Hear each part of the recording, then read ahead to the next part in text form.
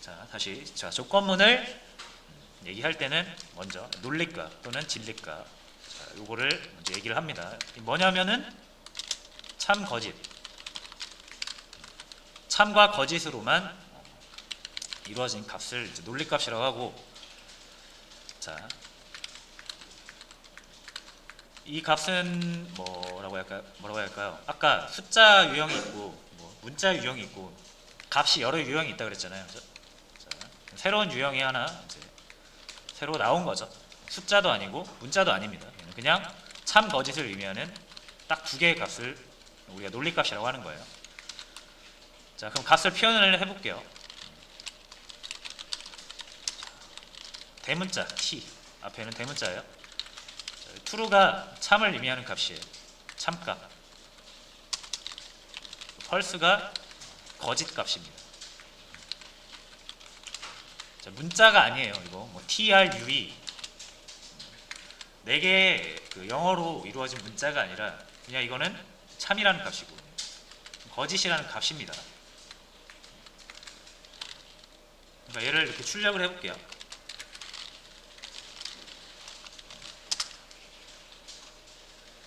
자, 그럼 true, false가 나오죠.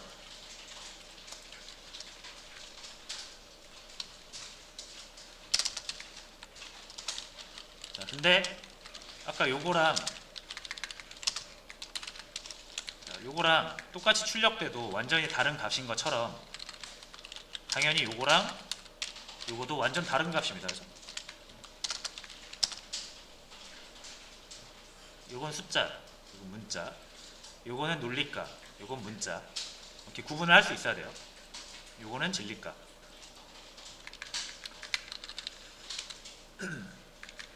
자, 그래서 일단 논리값이라는 게 있다. true와 false라고 표현을 한다 라는 거 첫 번째.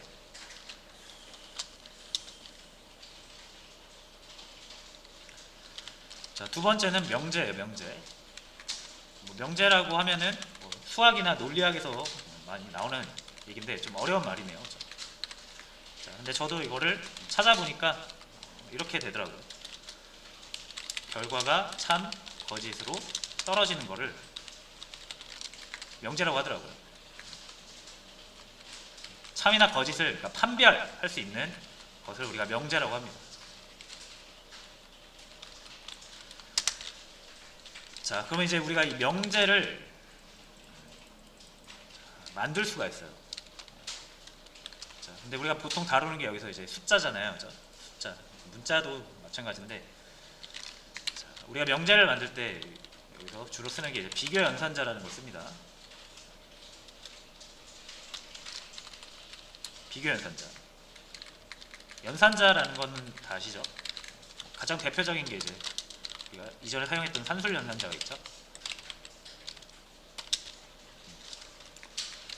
자, 산술 연산자에는 뭐 더하기, 뭐 빼기, 곱하기, 나누기 이런 거 있죠. 나머지 구하는 것도 있습니다. 퍼센트는 나머지 구하는 거예요. 자, 비교 연산자에는 비교 연산자라는 게 뭐예요? 두 개의 수를 두고 좌항과 우항을 비교하는 거예요. 어떻게 비교할 수 있다? 크다, 작다, 같다. 자, 근데 같다라는 요 이퀄 있잖아요. 요거는 아까 이미 대입 연산자가 갖다 쓰고 있죠. 자, 그래서 같다라는 의미로 요거 한 개 쓰시면 안 되고 두 개를 쓰셔야 돼요.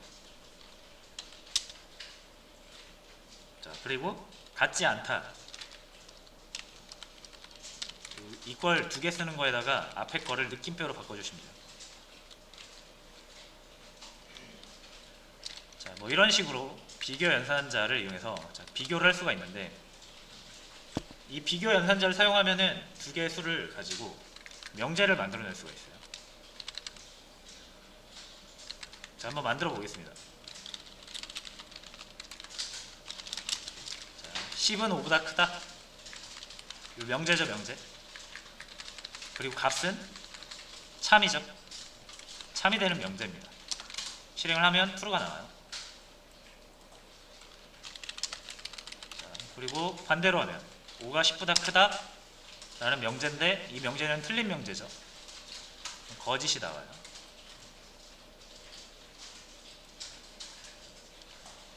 이게 뭐 단순하죠. 여기 어려운 말을 쓰긴 했는데 그냥 뭐가 더 크다 이렇게 해놓고 딱 봐도 이건 맞는 거고 딱 봐도 틀린 거잖아요.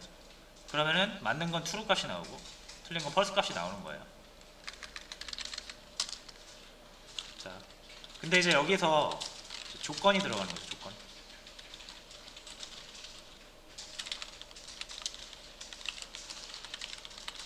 자, 명제에서 정해지지 않은 값이 포함돼서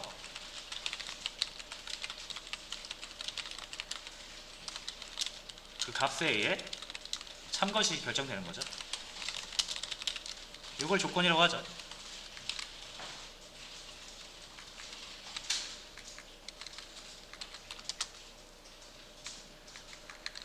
그래서 뭐 좀 말이 어려운데 미지수 하나 포함하면은 명제에다 미지수 포함하면 그게 조건이 되는 거예요. 그 미지수에 의해서 참것이 결정되는 거죠. 뭐 미지수라고도 하고 정해지지 않을까? 우리는 그걸 어떻게 표현할 수 있다? 계속 변할 수 있는가? 변수로 표현하면 되죠. 그러니까 명제 여기 비교 연산제를 이용한 비교 문에다가 변수 집어넣으면 조건이 되는 거예요. 자, 그럼 조건을 만들어 보겠습니다. 자, 요 10이 5보다 크다 요 명제에서 요 5를 변수 a로 바꿔보겠습니다. 이게 이제 조건이 되는 거죠. 정해지지 않을 값 a에 의해서 얘는 참이 될 수도 있고 거짓이 될 수도 있는 거죠. a에다가 15를 넣으면 거짓이 되죠. 5를 넣으면 참이 되죠. 자, 그래서 얘는 바뀌지 않아요. 근데 이 변수의 값에 의해서 실제 논리값이 계속 바뀌죠. 자, 이걸 조건이라고 하는 거예요.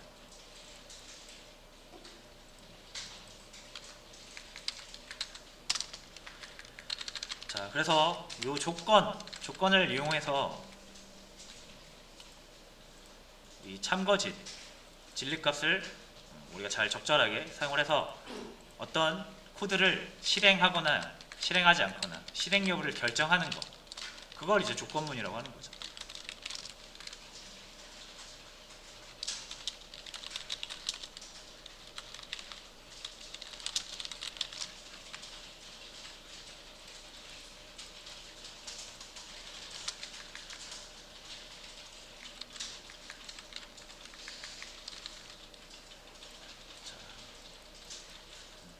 되게 세부적으로 얘기를 했는데 이런 내용들을 알고 계시면 좋기 때문에 그냥 조건문을 이렇게 쓰면 되는 것이다 라고 하는 것보다는 이렇게 한번 설명을 하는 게 좋다고 생각을 해서 설명을 드렸고요. 자, 조건문을 만들어야겠죠. 자, 이 조건문은 다른 언어 하신 분들은 좀 주의하셔야 되는 게 뭐냐면, 자, 일단 if는 똑같아요. 일단 if 이렇게 쓰십니다. 자, 그리고 조건문을 여기에 조건이 들어와요. 자, 그러니까 조건이 들어온다라는 얘기는, 자, 여기가 최종적으로 논리값이 와야 된다는 걸 의미해요. 조건은 결국 참것이 귀결이 되니까. 자, 그래서 자, 파이썬에서 조건문을 만드는 방법, if 하신 다음에 여기에 조건이 와야 되는데, 일단은 우리가 진리값을 바로 넣어 보겠습니다. 자, 그리고 나서 땡땡 콜론, 자, 콜론 넣어 주시고, 자, 엔터를 치면은 자동으로 이렇게 두 칸 들어가서 나올 거예요. 커서가. 자, 그래서 여기서 두 칸 들어간 이 부분부터 여러분이 이 실행 여부에 따라서 실행이 될 코드를 적어 주시는 거예요.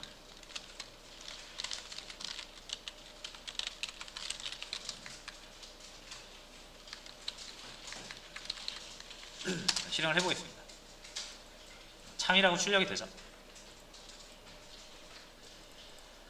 자, 이번엔 제가 여기를 true가 아니라 false로 바꿔볼게요. 자, 그러면은 참이 출력이 안 됩니다. 그죠? 그래서 요거를 작동 원리는 그렇죠. if은 다음에 여기 오는 진리값이 참이면은 실행되는 거고요.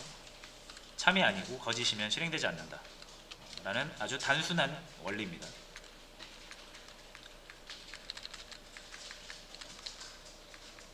자, 그래서 여기를 true나 false로 만들면 되는 건데, 이렇게 하면 의미가 없죠.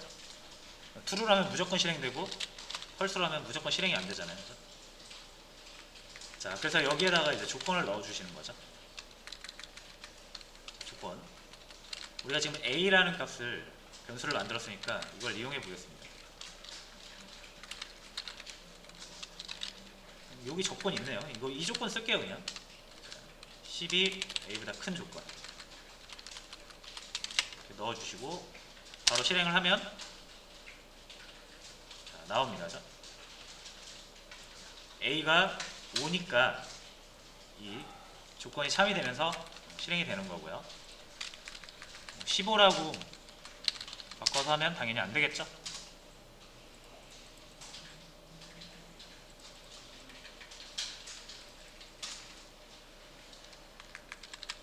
자, 그래서 조건문을 이렇게 만드시면 됩니다. 자, 근데 주의하실 점, 이렇게 밖으로 빼시면 절대 안 돼요. 이건 이렇게 하면 에러 납니다. 자, 그래서 프로그래밍을 코드를 작성하실 때는 들여쓰기라는 개념이 있거든요. 이렇게 어떤 특정 규칙에 의해서 코드가 몇 칸 들어가는 거를 들여쓰기라고 합니다. 근데 이게 다른 언어에서는 들여쓰기를 하건 안 하건 실행하는 데 아무 지장이 없어요. 그러니까 안 하시는 분들이 되게 많아요. 근데 이게 되게 중요하거든요. 그래서 파이썬에서 아예 들여쓰기 개념을 문법적으로 채택을 해버렸어요. 그래서 들여쓰기 안 하시면 실행이 안 됩니다. 자, 그래서 들여쓰기 규칙은 이렇게 콜론이 나오면 콜론 다음에 나오는 문장은 얘랑 연결된 거거든요. 그러니까 이 콜론 이전에 나오는 문장과 종속되는 개념으로 나오는 거기 때문에 반드시 들여쓰기가 돼서 실행이 돼야 되고요. 만약 이렇게 빠지면은 얘는 완성되지 않은 문장이 되는 거예요. 여기서 연결된 문장이 나와야 되는데 안 나왔잖아요. 얘는 이거랑 연결된 거로 안 봅니다. 들여쓰기가 안 됐기 때문에. 자, 그래서 반드시 이렇게 해주셔야 돼요.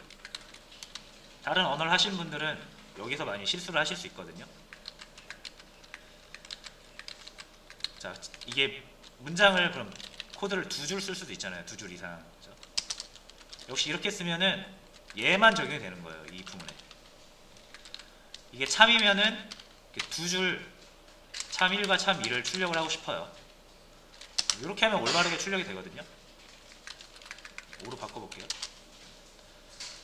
자, 이 2줄의 코드가 이 조건에 의해서 참이 되면은 둘 다 실행되고 거짓이 되면 둘 다 실행이 안 되잖아요. 그렇죠? 근데 여러분 이거 하나를 이렇게 뒤로 빼시면 자, 얘는 얘랑 단절이 된 겁니다. 그렇죠?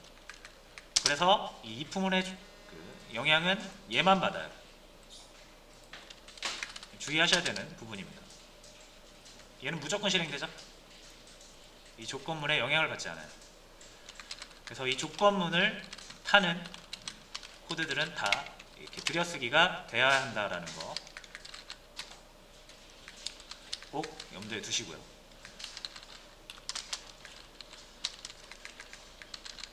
자, 그럼 이제 뭐 예제를 한번 만들어 볼까요? 자, 일단 여러분 이거를 이렇게 생각하시면 돼요.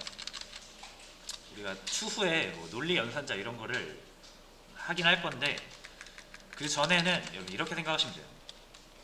조건 하나당 if문 하나라고 생각하시면 돼요.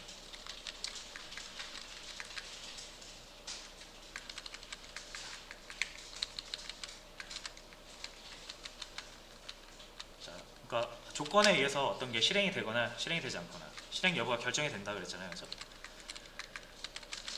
그럼 그런 실행 여부를 결정하는 조건이 여러 개 있으면 그런 조건을 따져주는 이품도 그만큼 여러 개 있어야 된다는 얘기죠. 자, 한번 예시로 볼게요. 자, 이렇게 출력을 하겠습니다. 자, 이게 날씨.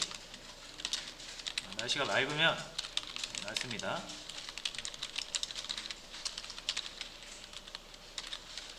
이렇게 하면 출력을 해주고요. 비가 옵니다. 눈이 옵니다. 정도로 만들 수 있겠죠.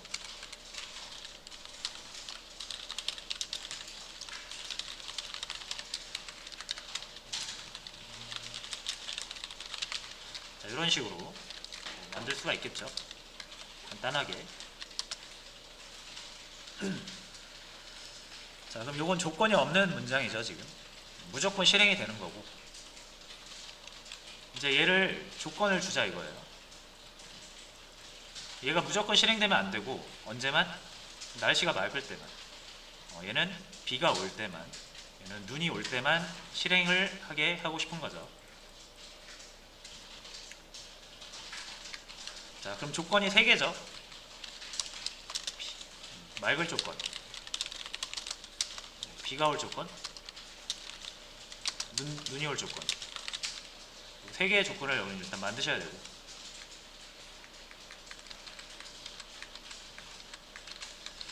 자, 그러면 이 조건은 당연히 아까도 말씀드렸지만 미지수, 변수가 하나 들어가야 되죠.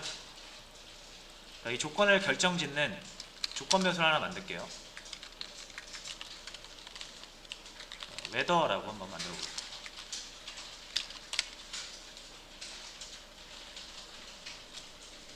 자, 얘가 비 또는 눈 또는 맑음 이렇게 표현이 되겠죠. 자, 그래서 맑을 조건,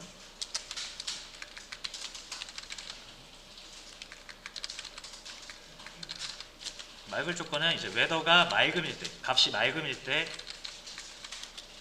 이게 실행되게 하고 싶은 거예요. 자, 그럼 일단 조건을 만들어야겠죠. 뭐 웨더, 그리고 같다 할 때는 이걸 2개 쓴다 그랬죠. 자, 이러면 이제 맑을 조건을 하나 만든 거고요. 얘를 만족할 때만 이걸 실행해야 되죠. 이거. 자, 그래서 실행 여부를 결정하는 건 조건문 if 하고 땡땡. 그럼 이 웨더 값에 의해서 얘는 true 아니면 false로 기결이 됩니다. 그리고 이 조건에 의해서 실행이 될지 말지 그러니까 결정이 돼야 되는 문장은 요거죠. 요거. 단 같은 라인에 있으면 안 되고 한번 들어가야 된다.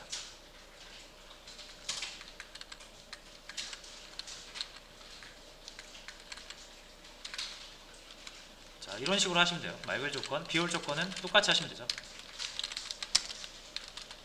비,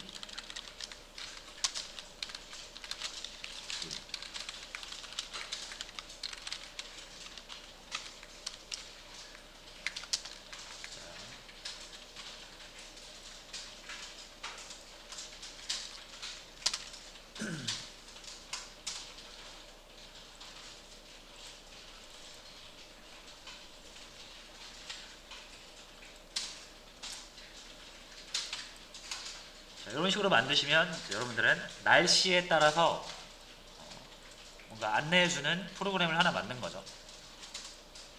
아주 단순하지만 이 웨더 값을 실제로 기상청이 여기다가 날씨 데이터를 넣어준다고 생각을 해보시면은 그거에 맞게 우리 프로그램은 날씨 안내를 해주겠죠.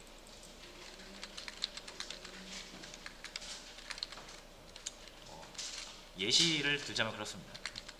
그래서 뭐 맑음이면은 이렇게 나오고, 비가 오면은 우산 챙기라고 하고요. 자, 눈이 오면은 아이고,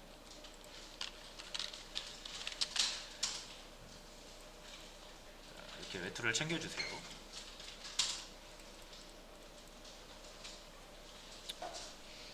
그래서 조건이 3개니까 이 부분 3개 썼죠.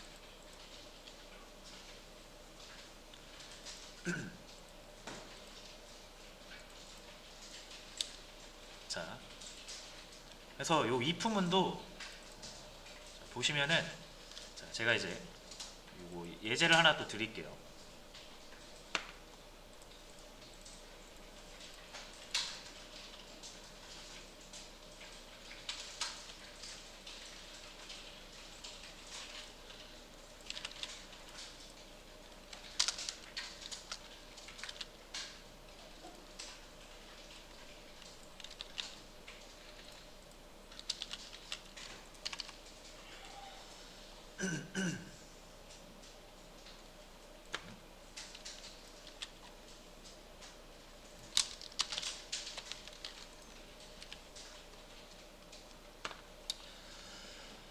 자, 뭐 일단 요거는 비교 연산자 한번 써보시라는 거고, 두 번째 문제 보시면,